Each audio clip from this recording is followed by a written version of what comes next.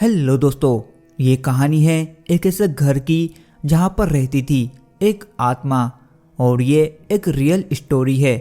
अगर आपको वीडियो पसंद आए तो प्लीज़ मुझे सपोर्ट करना मत भूलना। मेरा नाम है संजय और ये है मेरी कहानी। जब मेरी उम्र करीब 14 या 15 साल की थी। आज थकान की वजह से मुझे जल्दी से नींद आ गई थी। सोने से पहले घड़ी देखी तो उसमें 10 बज रहे थे। वैसे तो मैं इतनी जल्दी कभी भी नहीं सोता था, लेकिन थकान और सिर दर्द की वजह से दवाई खाकर जल्दी से सो गया। रात के शायद 2 बजे थे जब मुझे खिड़की पर हल्की सी आहट सुनाई दी। हालांकि काफ़ी देर नींद लग चुकी थी, फिर भी मेरी थोड़ी सी भी हिम्मत नहीं हुई खिड़की को चेक करने की। लेकिन लगातार आ रही आहट से अब मेरी नींद पूरी तरह से खुल चुकी थी। पर खिड़की पर किसी के खड़े होने का सवाल ही पैदा नहीं होता, क्योंकि मेरा कमरा तो दूसरी मंजिल पर था। पहली मंजिल पर पापा मम्मी का रूम था, वहीं मेरे कमरे के बगल में एक गेस्ट रूम भी था।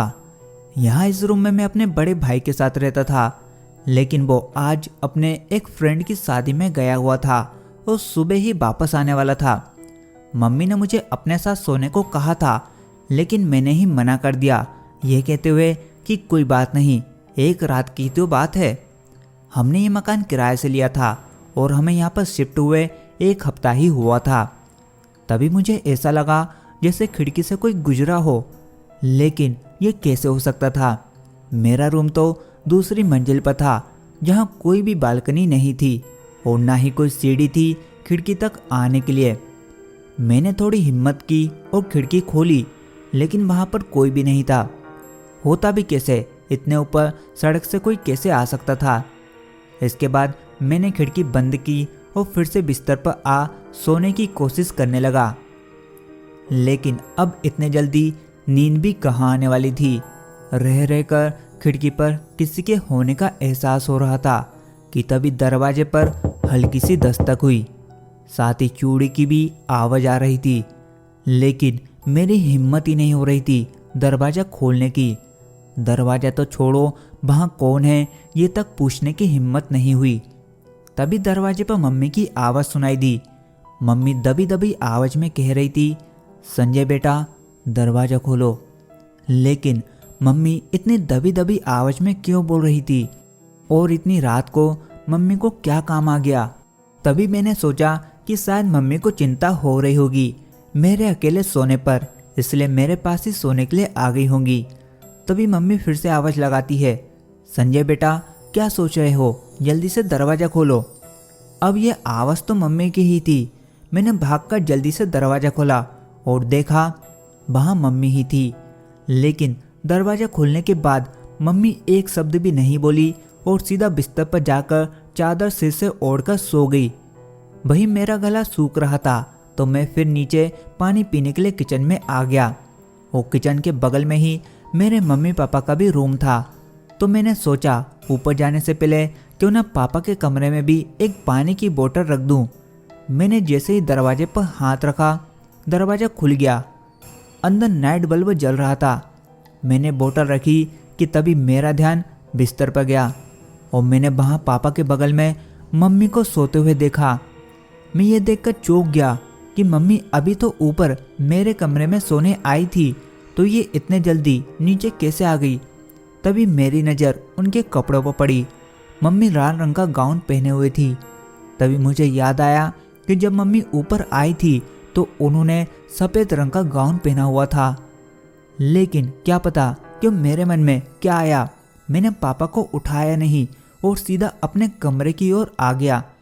मैंने कमरे का गेट अटकाया हुआ था, लेकिन अब ये पूरा खुला हुआ था और इसमें स्टॉप भी लगा हुआ था, जिससे मुझे यकीन हो गया कि मम्मी ही मेरे जाने के बाद वापस नीचे कमरे में जाकर सो गई होगी। ये सोचकर मेरा डर कुछ कम हुआ। लेकिन तभी मुझे कुछ अजीब सा दिखा।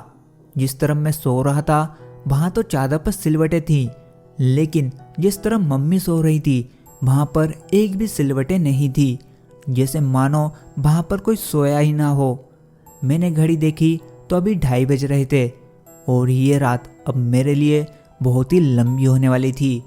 मैंने जल्दी से दरवाज़ा बंद किया और बिस्तर पर आकर चादर ओढ़कर फिर से सोने की कोशिश करने लगा। तभी कुछ देर बाद मेरे रूम के बगल में गेस्ट रूम में से कुछ आवाज़ें आने लगी, जैसे कोई सामान इधर से उधर खसका रहा हो। अब तो मैं इतना डर गया कि बिस्तर से नीचे उतरने की हिम्मत भी नहीं हो रही थी। नीचे जाना तो दूर की बात थी, लेकिन फिर अचानक से आवाज़ आना बंद हो गई। मैं मन ही मन भगवान को याद करने लगा और देखते ही देखते मेरी नींद लग गई।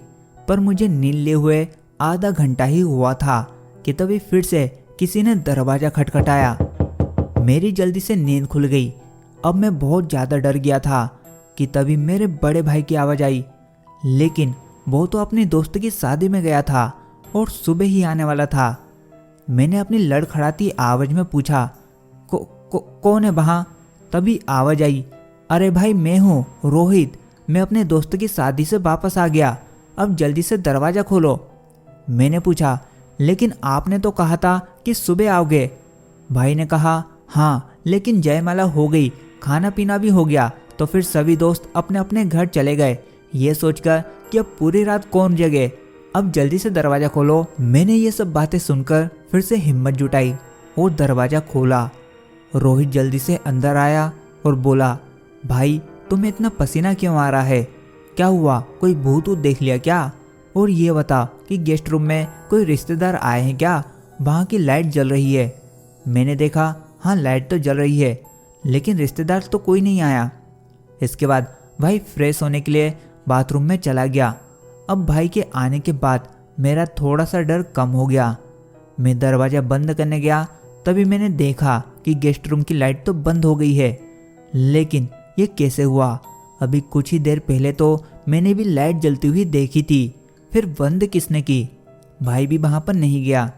मैंने जल्दी से दरवाज़ा बंद किया और फिर से बिस्तर में चादर ओढ़कर सोने की कोशिश करने लगा। भाई भी बगल में आकर लेट गया।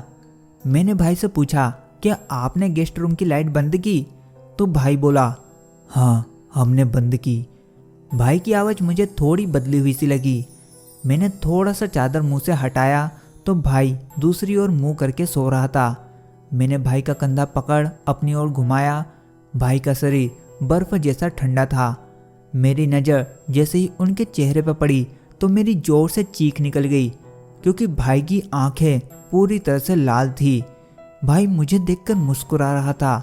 मेरी चीख सुनकर पापा मम्मी भी जल्दी से ऊपर आ गए और दरवाज़ा खटखटाने लगे और पूछने लगे, बेटा दरवाज़ा खोलो, क्या हुआ, चीखे क्यों? लेकिन मैं अपनी जगह से हिल भी नहीं पा रहा था और वहीं जोर जोर से चिल्लाते हुए रोने लगा। ये सुनकर पापा ने जल्दी से गेट तोड़ा, लेकिन इतने में भाई उठकर खिड़की से नीचे कूद गया। मैं बस देखता ही रह गया और ये देखकर मैं बेहोश सा हो गया। कुछ देर बाद जब मेरी आंखें खुली तो वहीं मम्मी पापा मेरे पास थे। पापा ने मेरे सिर पर हाथ फेराते हुए पूछा, क्या हुआ बेटा, चिल्लाए क्यों और बेहोश कैसे हो गया अचानक? मैंने पापा से रोते हुए कहा, पापा भाई अभी यहाँ पर आया था और आपके अंदर आने से पहले ही वो इस खिड़की से कूद गया। मम्मी ने मुझे गले लगाया और मुझे कहा, चुप हो जाओ, जरूर तुमने कोई डरावना सपना देखा होगा। मैंने कहा, नहीं मम्मी, आप भी तो आई थी अभी थोड़ी देर पहले। मम्मी ने कहा, मैं नहीं तो बेटा, मैं तो उठी ही नहीं। मैंने कहा, ये देखो पापा, यहाँ पर एक चादर बिखरा है और बहुत सारे सिलबटे भी हैं। साफ दिख रहा है कि यहाँ पर कोई सो रहा था। सिलबटे देख मम्मी पापा को भी थोड़ा सा शक हुआ। मैंने कहा, मेरा विश्वास करो, मैं सच कह रहा हूँ, गेस्ट रूम में भी कोई था। मैंने आवाज़ें सुनी थी और लाइट भी जलते हुए देखी थी। ये सब सुनकर अब पापा कुछ सीरियस हो गए। सबसे पहले उन्होंने मेरे बड़े भाई को कॉल लगाया, जो कि अभी भी शादी में ही था, और वीडियो कॉल करके मुझे बताया भी। तब जाकर मुझे तसल्ली हुई कि वो ठीक है।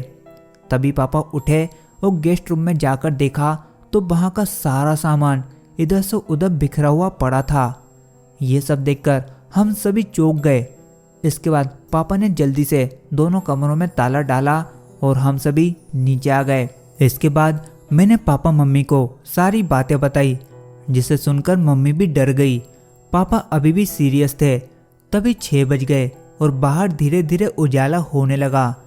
कुछ देर बाद भाई भी घर पर आ गया। हम उसे कुछ भी बताना नहीं चाहते थे, लेकिन वो हमारे चेहरे को देखकर समझ गया कि कुछ तो बात हुई है, क्योंकि उसने मुझे इतनी सुबह उठते हुए नीचे कभी भी नहीं देखा था, क्योंकि मैं कभी भी 10 बजे से पहले नहीं उठता था। इसलिए न चाहकर भी उसे सारी बातें बतानी पड़ी।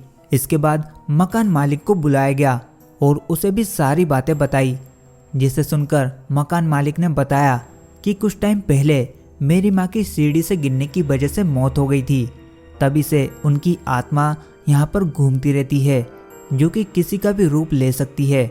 हम सभी के साथ भी ये घटनाएं कई बार रात को होने लगी थी, इसलिए हमने ये घर खाली कर दिया और यहाँ से चले गए और फिर इसे किराए पर चढ़ा दिया। पापा को ये सब सुनकर मकान मालिक पर बहुत ही गुस्सा आया और उन्होंने मकान मालिक को मारते हुए गुस्से से पूछा कि ये सब बातें तुमने हमें पहले क्यों नहीं बताई। तो मकान मालिक ने कहा कि मुझे पैसों की ज़रूरत थी, इसलिए। इसके बाद हमने उसी दिन वो घर खाली कर दिया, लेकिन वो डरावनी रात मैं आज तक नहीं भूल पाया। सो दोस्तों, आपको ये कहानी कैसी लगी? पसंद आए तो प्लीज़ मेरे चैनल को सपोर्ट करना मत भूलना, इसी तरह की और भी स्टोरीज सुनने के लिए।